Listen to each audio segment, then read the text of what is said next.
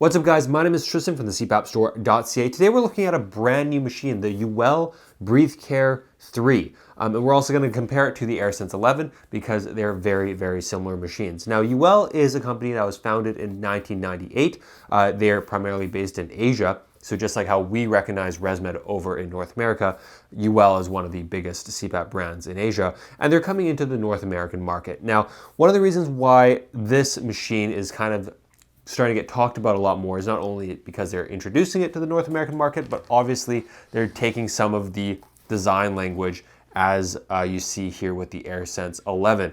So a lot of Asian companies or Chinese companies do this. You see this with phones and maybe electric cars and stuff like that. But it's important to note that this machine is not trying to be like a knockoff of the AirSense 11. Yuwell has been around as one of the biggest names in Asia, and it just looks like the AirSense 11 in terms of some of the design language, but it's kind of totally its own thing. So without further ado, let's look at it. I'll just take off the climate line and the power cord here for a second. So if you're just looking at the front here, we have this big touch screen, and now it might look like a touch screen that goes all here. It's not, it's just right in the middle here. You have the power button at the top. You have two slots here, one for your SD card. Okay, so if you put your SD card in, it'll capture that data for around 5 years. It should come with an SD card. And then it also has the USB-C port if you want to plug in your oxygen sensor. In the back here, we have the filter. So it has a magnetic kind of clasp, which is kind of nice. You just fold it and you hear the magnet there. And then you just replace the filter out the back like this. Has a little nodule here to go around the magnet. So I guess you have to use Yuwell branded filters. The water chamber, the clip at the front is kind of nice because you can really see where you're going to push your finger and stuff like that. But it works pretty much exactly the same as the AirSense 11. No better, no worse. Don't let them say that it's better. It's literally the same thing. When you open it up, you will see that the design is a little bit better than the AirSense 11. It's quite a bit flatter here. That being said, it actually holds less water than the AirSense 11. I thought the water chamber was actually a bit bigger when I first looked at it, but that's not the case. So the water chamber in the AirSense 11 is 380 milliliters. Water chamber on the Yuwell is 355 milliliters. But when you actually fill up the Yuwell all the way to the max line and pour it into the AirSense 11, I would honestly say it might be even more of a drastic difference. The water kind of goes in between the kind of the halfway line and the max line. So if running out of water is important to you, or having high humidity is important to you, that's something really important to note with the Yuwell. Now, Yuwell's team said they had no issues with people running dry so far, but that is something that as a CPAP company, we do get complaints a lot. AirSense 10, AirSense 11, they're both 380 mil. People sometimes complain about it running dry. So this at 355 might not be the best thing, but that's what it is. And then that's about it for the walk around of the machine. In terms of size, that is one more thing we want to talk about is it looks really similar to the AirSense 11, but it is bigger, okay? Let's see if I can put this. It's a little bit longer. As you can see, it's a little bit higher. It's just bigger kind of almost in all dimensions. Maybe it's a little narrower, but as a whole, it's going to be the bigger machine. And that might not concern you because people generally don't run around every day on their morning commute holding their CPAP machine. It usually stays at home in their nightstand. But people who are traveling, who don't want to buy an Air Mini or another travel machine, who want the benefits of the humidity all the time, will be bringing their at-home machine. And if you fall in this category, definitely, again, recommend the AirSense 11. It is quite a bit smaller, and I think you will notice it. So here we have the Yuwell AC adapter. Here we have the AirSense 11, and as you can see, the Yuwell is quite a bit bigger. It's a little taller. It's a little longer, and it's the same thing with the machine. It looks pretty similar here, but when you actually look down, you can see that the Yuwell is just bigger machine. Now, it's not a crazy dramatic difference or anything, but once you put the two together, you're just going to find that one is a little bit easier to travel with, and it's going to be the AirSense 11. The Yuwell has like these nodule cylinders on the wire. Okay, these cylinders I think are called like ferret beads or something like that. Basically, they help mitigate that high frequency noise that sometimes you get with electrical components. Again, a little bit bulkier. So overall, the Yuwell machine from the first look, I would say it's not as good as the AirSense 11 because it's a little bulkier. Now, this is when things start to change a little bit because we're going to turn them on and we're going to look at the displays. So right off the bat, you can see that the Yuwell machine has quite a bit bigger screen. So it's a bigger machine, but it has a bigger screen. And not only does it have a bigger screen, I think the screen is just laid out better. Everything you want to know is right there at your fingertips. And when you click the sleep report, it's just giving a lot of data. I feel like you just don't have to, you know, go online as much, check the app as much. You got your last night data, you got your 7 days data, you got your 30 days data. It's all here. There's tons of information if you want it. If you want to click ramp, you can click ramp right there and change it. You don't have to go in the clinical menu. You don't have to scroll around. It's just right there. Humidity, bang. Say you had auto and you want to change it to a level 2, or you had it at level 2, you realize you were a little dry, put it at level 3. You don't need to go into any clinical menus or any other further menus and hunt stuff down. Again, mask fit, it's right on the home menu. You don't have to go anywhere to find it. And settings, again, bang, right there. So everything is just laid out better. You got your time at the top left corner there. And it's just a better interface. It's a better screen. It's more responsive. It feels a lot more like an iPhone. It's not as laggy as the AirSense 11. If you have any sort of vision impairment, again, it's bigger. So I think the screen interface and just the overall UI experience is a lot better. And I think that's really important. A lot of people are going to be like, well, I'm not going to be playing video games, so why do I need a larger screen? But when you have a smaller screen, a more laggy screen, a screen where it's harder to navigate, you're much more likely to feel like, oh, this is a medical device.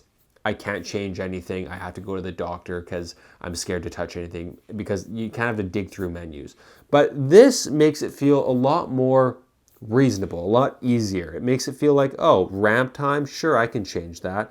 Oh, sleep report, it's begging to be clicked and for me to go through it. And people who typically learn a little bit more about what AHI means, what humidity means, what EPR settings mean, stuff like that, are gonna have better therapy and are gonna have better compliance. And so having a larger screen kind of encourages that, encourages you to take more mask fit tests and have better therapy. Build quality is very similar. However, the Yuwell is noticeably cheaper on just like little certain things, like the wire, the power cord seems a little cheaper. Like when you're looking at the heated tube it comes with versus like Climate Line just feels better. I can't really put my finger on why it feels better, but the ResMed stuff just feels a little bit higher quality, a little bit more refined. Every little notch just seems a little more refined. How the tubes fold, the ResMed just seems of better quality, okay? But in terms of other stuff like reliability, warranty, and stuff like that, I recently talked to the Yuwell representatives, and when they said they were bringing it to North America, it's gonna be pretty much the same warranty, like 3 years, stuff like that. Reliability aspect, like the failure rate is very comparable to other CPAP machines. It's just the fit and finish, or maybe not even fit and finish, because the fit and finish is fine. It's not like there's any creaks or issues with it. Just like just the textures and stuff like that just seem a little less quality on the Yuwell. Pricing, before we go further, best estimates, I'm just gonna have to give you a best estimate here. It's gonna be cheaper than the ResMed when it comes to North America, but I don't know by how much. Some people are floating around these like very low dollar values. That's because when you order it wholesale, you can order it, without the Wi-Fi, without the cellular, and without certain features and stuff like that. When it actually does come to North America, I assume most distributors are going to order the cellular or Wi-Fi version. The cost is going to go up. So I don't think it's going to be like this budget, like $500 machine. I don't think it is a budget machine at all. I think it's positioned as a more premium machine, but I don't think it's going to be as expensive as an AirSense 11. My guess is going to be like 20% cheaper than an AirSense 11. But again, very new product, very new brand coming in. So I don't really want to touch on that too much. Next thing is noise, and then we'll dive into the actual screen interface. So I'm going to plug in this guy here, and I will turn them both on. They both have 10 centimeters of water pressure. I'll hold the tube closed like that to symbolize absolutely no leaks, and I will turn each of them on. Okay, so I'll start with the Yuwell.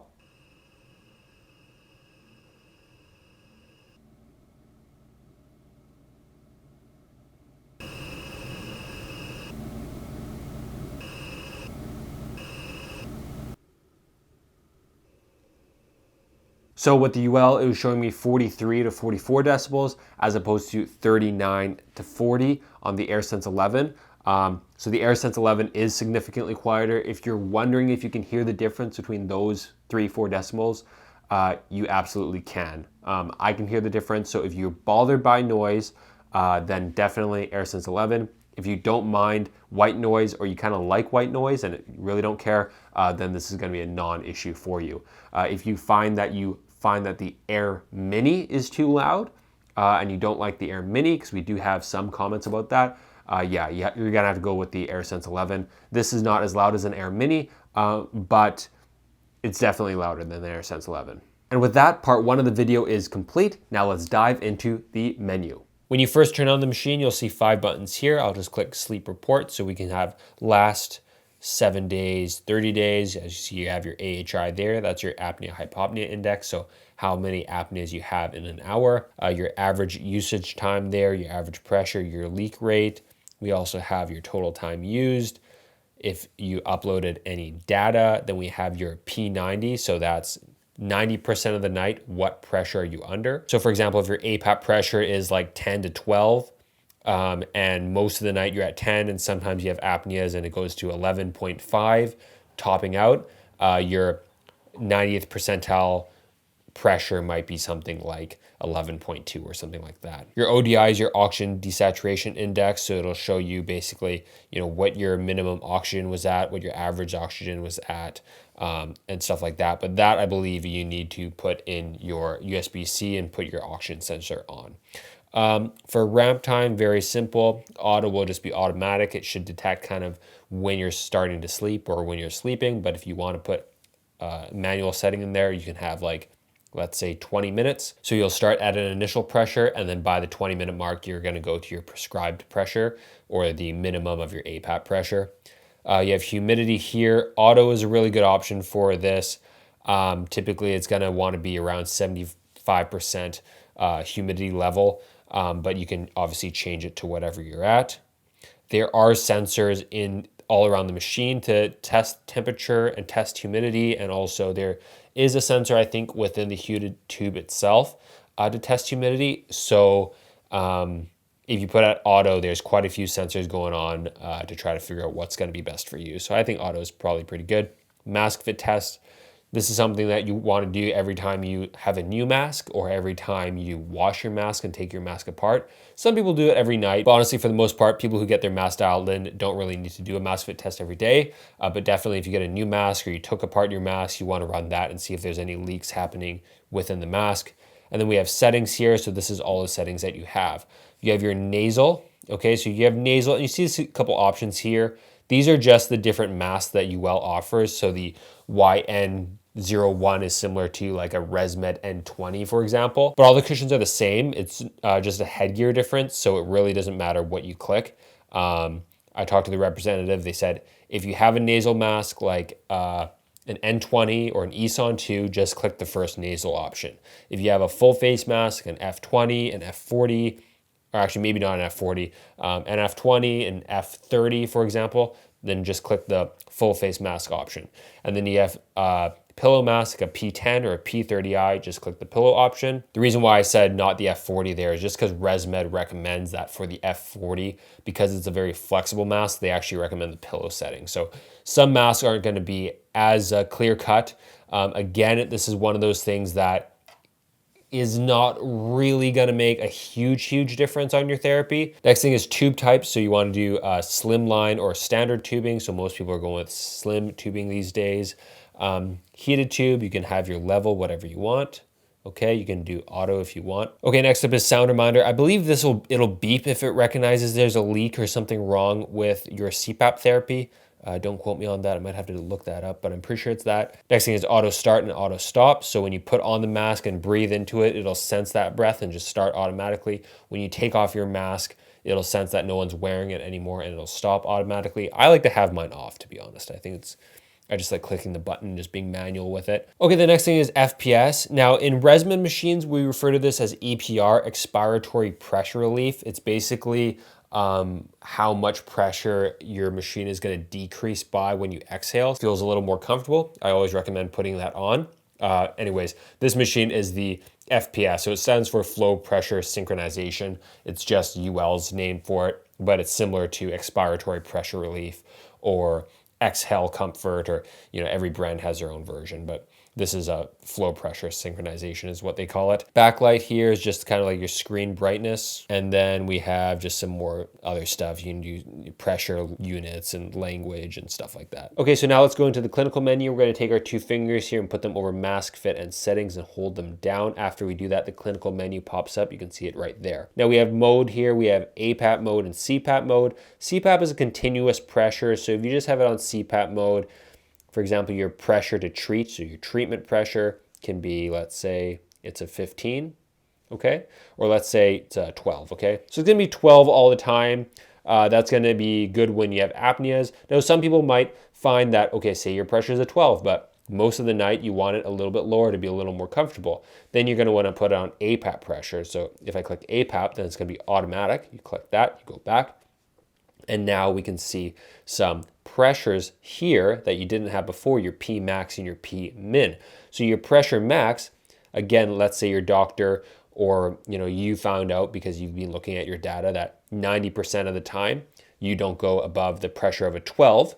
Well, you still might want to have a pressure of maybe a 13.5 just in case you have a really bad apnea, right? And then with your min pressure, you might want to change it to an 11, okay? So you have an 11 to a 13.5. So most of the time your apneas will not occur because you're very close to a 12. Sometimes you're gonna have apneas because this machine's gonna be reactive. And so when you have an apnea, it's gonna crank it up to a 12 or maybe even higher. But when you stop having apneas or the machine recognizes you have a normal breathing rate, it's gonna slowly tone down the pressure back to an 11 there, okay? So it's gonna be a little more comfortable. Okay, so that's the difference between APAP and a CPAP pressure. I have a whole video on that if you wanna learn more about that, okay? And then your P int is your P initial. Say you're ramping up, you might wanna put it at around a 7 here, so it's a little more comfortable. So when you start the ramp, it starts at 7 for 30 minutes or an automatic time, whatever your ramp is. It's gonna slowly ramp up to your minimum pressure, and then you're gonna be going all night at your APAP pressure of 11 to 13, okay? Your FPS here, again, similar to EPR. Change that just for comfort. A lot of people just like to put it at 3. Next thing we can do heated tubes. So heated tubes at level 5. Again, recommend automatic, usually the best. Ramp up, again, automatic, often the best, but you can choose minutes there if you like. Humidity, automatic is the best. Okay, so that's how you access the clinical menu. It's very straightforward. When I say things are the best, I'm not saying the best for everyone. I'm just saying for a majority of the people, most people are happy with automatic modes for a lot of those comfort settings. Okay, I'm gonna go back here, and there we go. So as you can see, the screen is really nice and big. It's really easy to navigate. It's super responsive, really easy to read stuff, very easy to change your pressures, and the clinical menu is just a really snappy and satisfying user experience to go through. So to conclude, if you're looking for a better build quality, volume, and size, you're gonna have to go with the AirSense 11. It's smaller, it's quieter, and just seems a little more refined. On the other hand, if you're looking for a bigger screen and just better user interface, as well as probably a lower price, I think Yuwell offers a really great alternative to the AirSense 11, and it's something that you should definitely check out.